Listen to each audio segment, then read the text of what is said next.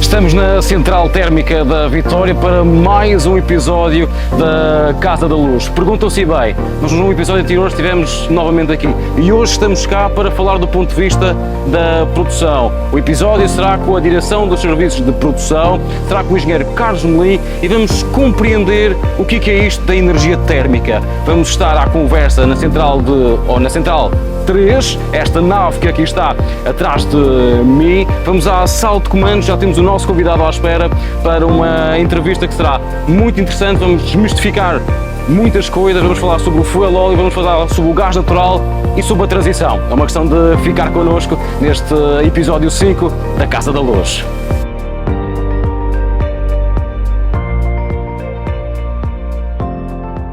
Já nos encontramos na sala de comando aqui da CTV3 e, como vos disse muito bem, hoje o nosso convidado é da Direção de Serviços de Produção, o engenheiro Carlos Melim. Antes de mais nada, muito obrigado pela sua presença neste 5º episódio. Estamos no início da cadeia de produção, um órgão muito importante e nevrálgico do sistema eletroprodutor da região autónoma da Madeira. Sim, muito obrigado pelo convite e por nos dar a hipótese de nós passarmos esta mensagem que muitas vezes não é compreendida pela população, da importância de uma central deste teor. Portanto, a Central Térmica da Vitória, que no fundo tem duas naves, e nós vamos ter a oportunidade de falar sobre elas. Está aqui, a central é de 1980, foi a primeira central térmica da Eletricidade da Madeira, neste sítio, e no fundo foi colocada aqui já numa ideia de 79 do aumento dos consumos. Começava a aumentar os consumos da rede e só havia, os mais antigos com certeza recordam-se, que era a Casa da Luz, agora sim, na sede que vocês já tiveram a oportunidade de visitar. Foi instalada esta central, portanto, nos anos 50 foram instaladas as primeiras centrais hidroelétricas e então nos anos 80, 79, como foi colocado aqui, a Central Térmica da Vitória. A Central Térmica da Vitória, neste momento, tem duas naves operacionais. Tem uma nave que é dos anos 90, que é a CTV2, que tem 9 grupos ainda a fuel óleo, e depois temos esta CTV3, que assim se chama, que começou a fuel, mas também já estava previsto, e assim foi feito, evoluiu para gás natural. Portanto, e esta central, no fundo, nós somos o garante, nós somos, e disse muito bem, Carlos disse muito bem, uma importância nevrálgica para a rede. Nós produzimos 55% da energia que a rede precisa. Como todas devem saber, vocês já falaram sobre isso, o consumo, a produção tem que acompanhar o consumo e isso tem que ser de forma instantânea. Portanto, não há, cada vez já existe algum armazenamento, mas no fundo não nas dimensões que a rede precisa. Portanto, temos que produzir sempre em tempo real aquilo que a rede precisa. Eu até digo, basta alguém acender a luz de casa e algum equipamento da produção compensa esse sistema. Da mesma maneira como quando reduz o consumo. Isto é perfeitamente automático. Agora, a Central Térmica da Vitória é uma instalação que é o que nós dizemos uma instalação atendida, trabalha 24 horas por dia, os 365 dias por ano, é o que nós chamamos de 24/7. E a Direção de Serviços de Produção, nós somos 160 elementos. 160 elementos, dos quais 70% estão nas térmicas. Depois temos as componentes das hidroelétricas e também já temos as componentes, e cada vez mais, da fotovoltaica,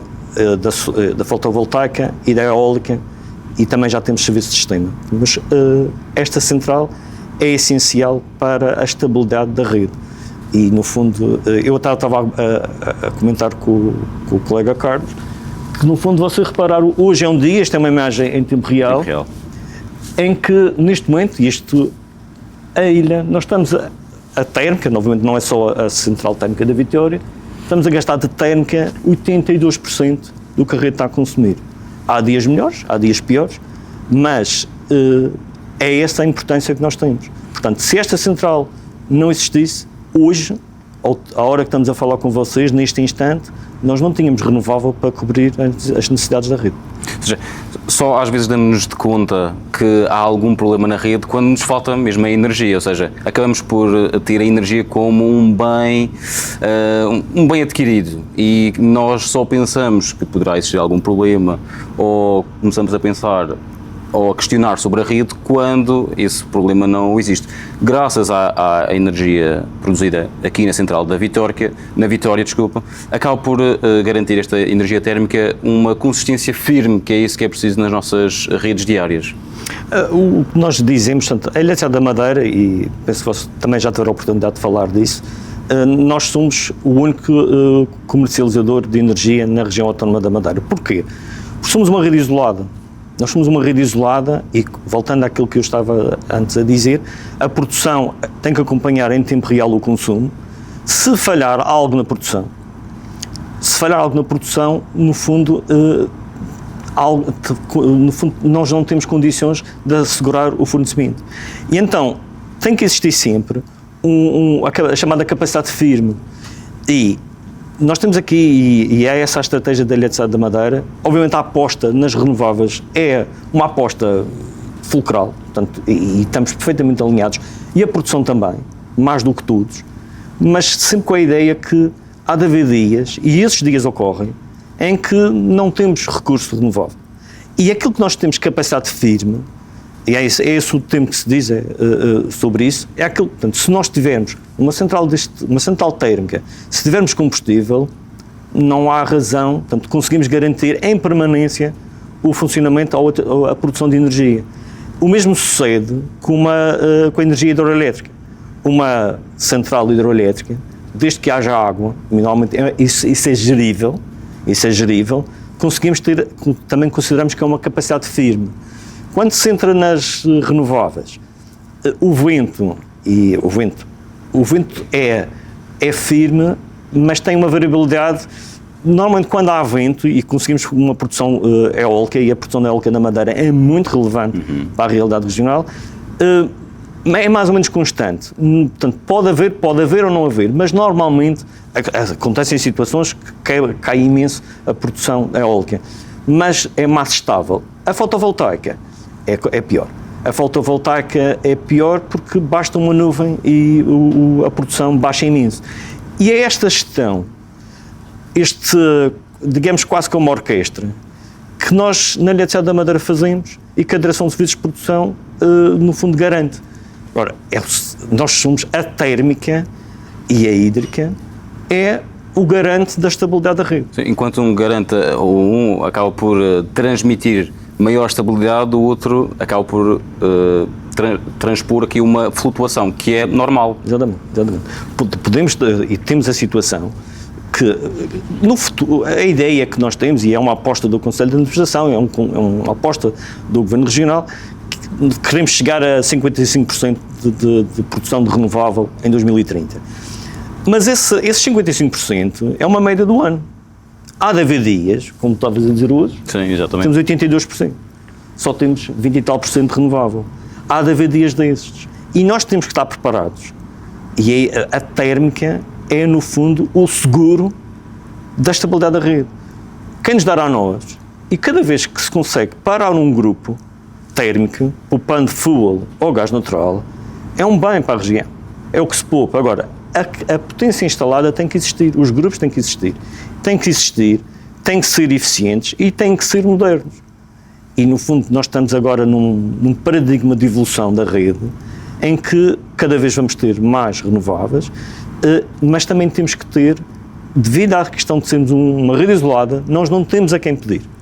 Nós não somos uma rede europeia, e aliás, todos acompanharam o problema do apagão em Portugal continental. Porquê? Porque nós estávamos um bocadinho encostados à Espanha. E então estamos encostados à Espanha, a Espanha por sua vez estava encostada à França, caiu tudo. É tudo em cadeia, acaba por um falha, todos falham. Exatamente. Aqui na região não há oportunidade de falhar, porque, como disse muito bem, é um sistema isolado, mas devido à modernização, como falava muito bem, de todos os sistemas, também com uma maior existência de habitações também na própria região e não só, acredito também que estes recursos existentes e estas naves que existem aqui na Central da Vitória também já estarão próximas, e deverá dar-me essa resposta muito melhor do que eu estou aqui a supor, do seu fim. Necessita provavelmente de uma renovação. Não sei se... No fundo, como eu lhe dizia, pois vamos ter a oportunidade de citar, a Central Térmica da Vitória tem 3 naves, a tal nave inicial de 1980, que já foi descomissionada há alguns anos. CTV2, nos anos 90, está em fim de vida. E a situação do gás, portanto, a CTV3 onde nós estamos é a gás natural. O gás natural não é renovável, não é, mas nós dizemos que é um combustível de transição. No fundo, a CTV2 a fuel vai chegar ao seu fim de vida, portanto, já não existe, no fundo, já existem soluções alternativas. A CTV3 é um exemplo, está aqui desde 2011, a gás natural. Nós conseguimos, mas a ideia é renovarmos, portanto, vamos equipar novamente a CTV1 com máquinas térmicas novas, a gás natural, de maneira a se poder descomissionar e desclassificar a CTV2 e terminar a produção com base em fogo. O gás natural, que acaba por ser mais eficiente, acaba por ser até a nível de custos e a nível de emissões muito mais eficaz do que uma central, neste caso a nave 2, como dizia, e muito bem. Mas falando em outras substâncias que podem ser utilizadas, falava dos gases de transição. Há a possibilidade, e já vim como uma ideia de futuro, e a própria empresa de eletricidade, como investir noutro tipo de gases, como o amónio, hidrogênio verde, não sei se... É importante o que o Carlos está a dizer, porque é um tema que pouco se fala. Obviamente, há processos e há descarbonização, e que no fundo, quando se fala da descarbonização, está a falar de carbono, e no fundo, quando se fala de hidrocarbonetos, é hidrogênio e carbono. Portanto, basicamente é isso que é um hidrocarboneto. Obviamente as grandes, fala-se cada vez mais e toda a gente aposta muito nos veículos elétricos, mas se você reparar, não existem ainda aviões elétricos. Sim. Também não existem, no fundo, caminhões elétricos. E há aqui, principalmente a questão dos navios, porque no fundo os nossos motores térmicos são motores de navio. Não é mais do que isso. São motores de navio que produzem energia. Já começa os principais fabricantes de motores, obviamente, os motores térmicos, os grandes fabricantes, não estão a dormir. Portanto, já existe uma maneira de se produzir os chamados combustíveis sintéticos. E existem até 2 combustíveis sintéticos, e no fundo até para quem nos ouve, vão ter a oportunidade de verificar isso. Fala-se muito, por exemplo, da Fórmula 1. Exatamente. A Fórmula 1. Minha questão era direcionada para aí também. A Fórmula 1, mas depois há 2 tipos de combustível sintético. Há o combustível sintético que não tem carbono, Sim. que é o que fala muito bem, o hidrogênio, ou a própria amónia, que no fundo já existem navios, a amónia não produz CO2, que é muito bom, nem o hidrogênio. Mas depois existem os combustíveis sintéticos que a Fórmula 1 quer fazer. O que é que se faz? Como eu estava a lhe dizer, um combustível, um hidrocarboneto é hidrogênio e carbono, com pulsões diferentes. Se nós conseguirmos produzir hidrogênio, e o hidrogênio é com a hidrólise da água, se calhar para quem sabe, as tais 2 pilhazinhas, e consegue separar a água nas moléculas de hidrogênio e de oxigênio, libertando o oxigênio. E o carbono, o CO2. E agora como é que é o CO2? O CO2 está na atmosfera. E o que a Fórmula 1 quer fazer é absorver o CO2 da atmosfera e com o hidrogênio da hidrólise da água construir, ou no fundo fabricar um combustível, no fundo acaba por ser de hidrocarbonetos na mesma. Mas também é uma questão de transição, porque ao produzir é um hidrocarboneto, é um combustível sintético, mas de hidrocarboneto. Quando queimar, no fundo, vai libertar o CO2. Mas o CO2 já foi produzido, portanto, nós absorvemos o CO2 da atmosfera e devolvemos depois da combustão. É isso que a Fórmula 1 vai fazer. Portanto, é um chamado, o balanço é neutro. Sim. Nós absorvemos, que é bom, absorvemos o CO2 da atmosfera, produzimos um combustível sintético. Isso é o que no fundo vai acontecer. Agora, a amónia e o hidrogênio é um passo mais além. Não tem mesmo componente, já não é um hidrocarboneto. E, no fundo, o gás natural, como dizia bem, não tem nada a ver com o fuel. Fuel tem portanto, liberta muito mais CO2, liberta partículas, é extremamente poluente, e vocês tiveram a oportunidade daqui do podcast com a colega Beatriz, da Direção de Serviços de Sustentabilidade sobre sistemas. Portanto, o futuro há de ser nestes combustíveis sintéticos, e se calhar numa fase, pode ser uma fase quase de transição, o tal combustível sintético que ainda produz CO2 com o balanço neutro, mas no futuro o hidrogênio e a amónia, que é o que se prevê até para os grandes consumidores dos navios e dos aviões. E será até possível aproveitar as instalações que existem neste momento e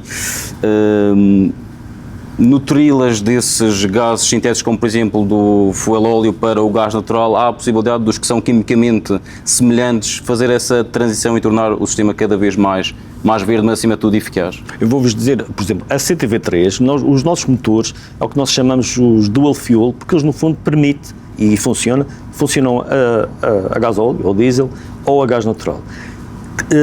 Com o hidrogênio ou com a amónia será necessária uma intervenção. Portanto, mas é possível fazê-lo. Com o combustível sintético, não é necessário fazer isso. Portanto, se tivermos o tal, chama-se mesmo e-fuel ou e-gasóleo, que já existe, ou e-gasolina, isso existe, não é preciso fazer nenhuma alteração à instalação. Por isso é que eu digo, mas é sempre possível fazer essa evolução, essa alteração de tecnologia, não perdendo o investimento que se fez. Não perdendo o investimento e, acima de tudo, garantindo sempre a distribuição energética da melhor forma para os nossos consumidores. Exatamente. E estamos a chegar também ao término deste episódio. É verdade que muito mais tínhamos para falar sobre a produção, e vamos ter a oportunidade também nos próximos episódios de falar do mix energético que existe na nossa região e que é produzido pela empresa de eletricidade da Madeira, e também tivemos a oportunidade, e você também que esteve aí desse lado, de ver tudo o que estivemos aqui a falar e também a demonstrar para si. Mas, senhores, já estamos no final, e a última pergunta, que é, antes de apagarmos a luz deste episódio, o que é que pode nos dizer também para os consumidores, quando também para os tranquilizar, porque falávamos há pouco que a Central 2 está em fim de vida. Às vezes levamos isto de forma muito literal. O que é que nos pode dizer também nessa ótica, e também numa ótica de a energia térmica é estável, é segura e é necessária? A Central Térmica da Vitória 2 está em fim de vida, e no fundo temos que olhar para isso até quase como uma oportunidade. Portanto, está em fim de vida, cumpriu o seu papel, alimentou a rede, ou produziu para a rede durante todos estes anos, está em fim de vida, e ainda bem que o está. Temos a oportunidade então de evoluir com máquinas novas a gás natural. E que, se calhar, como o colega o Carlos estava a dizer, e muito bem, pode-se evoluir no futuro para uma amónia, que é o que já existe, e já existem, para o próprio fabricante dos motores que temos aqui na CTV3 já domina essa tecnologia, ou outros gases no futuro. Agora, a imagem que eu queria passar é as pessoas terem noção que nós, na Direção de Serviços de Produção, nós somos, como eu vou dizer, 160 profissionais, estamos aqui, ninguém é mais escrutinado do que nós. Nós temos toda a parte ambiental, se calhar temos os sistemas de controle de emissões e as métricas que temos para cumprir são super rigorosas, estamos confortáveis com isso. Nós vamos continuar aqui, sempre com esta noção que quando as pessoas quando têm eletricidade em casa, e se calhar eu espero que este podcast também sirva para esse objetivo, passar a mensagem, a informação. Não estamos aqui para prejudicar o ambiente, não estamos aqui para prejudicar a realidade regional, não, estamos aqui para contribuir, sempre o fizemos, e a Direção de Serviços de Produção continuará a fazê-lo no futuro breve. Engenheiro Carlos, muito obrigado por este nosso quinto episódio do podcast. Fica aqui também o convite para ficar connosco, como ouvi muito bem, produzir com o impacto ambiental mais reduzido possível, para que tenhamos a energia que estamos habituados todos os dias. Fica desde já convidado no dia de hoje também a assistir ao suplemento que sairá no matutino, como sabem muito bem, a assistir nas redes sociais, no nosso Spotify e também no YouTube. Fique connosco.